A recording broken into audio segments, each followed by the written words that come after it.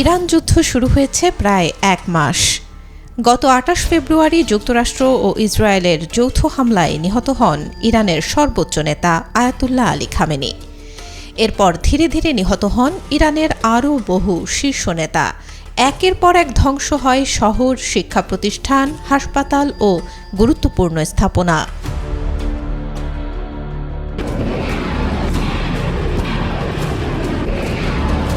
তবুও ইরানের শাসন ব্যবস্থা এখনও ভেঙে পড়েনি।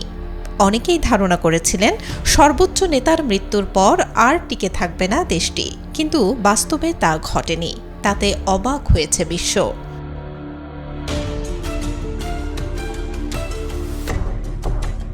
কিন্তু কিভাবে এখনও অটুট আছে ইরান সরকার? এর কারণ হিসেবে কয়েকটি বিষয় উল্লেখ করেছেন বিশেষজ্ঞরা। প্রথমেই আসে দেশটির শাসন কাঠামো।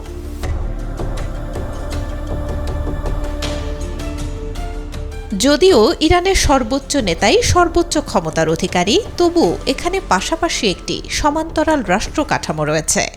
সেটি হল Islamic Revolutionary Guard Corps IRGC, যার ক্ষমতা কেবল প্রথাগত সামরিক ম্যান্ডেটের মধ্যেই সীমাবদ্ধ নয়।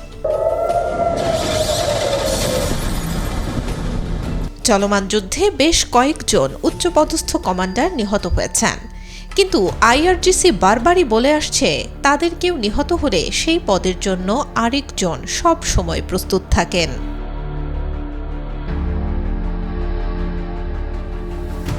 এছাড়া IRGC 10 লাখ সদস্যের আধা সামরিক স্বেচ্ছাসেবী মিলিশিয়া বাহিনী বাসিজকে নিয়ন্ত্রণ করে।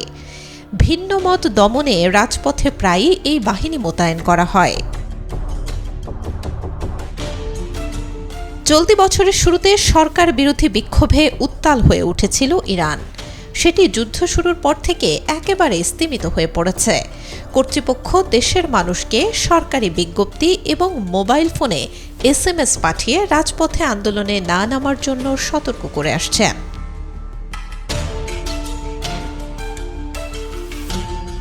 একই সাথে নেই ইন্টারনেট। সেই সঙ্গে সরকারি নজরদারি ও নানা জরিমানার ভীতি থাকায় বিক্ষোভকারীদের আন্দোলন সমন্বয় করা কঠিন হয়ে পড়েছে, যে কারণে যুদ্ধ শুরু হবার পর থেকে এখন পর্যন্ত দেশটিতে বড় ধরনের কোনো সরকার বিরোধী গণবিক্ষোভ দেখা যায়নি।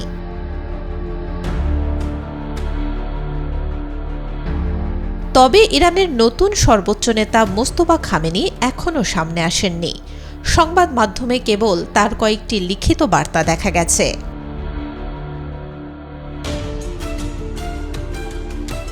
যুক্তরাষ্ট্র ও ইসরায়েল বলে আসছে ইরানের সামরিক সক্ষমতা কমে গেছে। এই সংঘাত এখন শেষ হওয়ার দিকে। তবে বাস্তবে ঘটছে উল্টোটি। উত্তেজনা আরও তীব্র হয়েছে, নেই যুদ্ধ থামার লক্ষণ।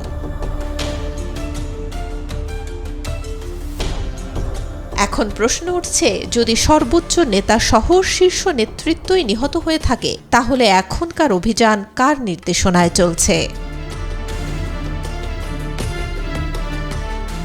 Desk report, B News 24।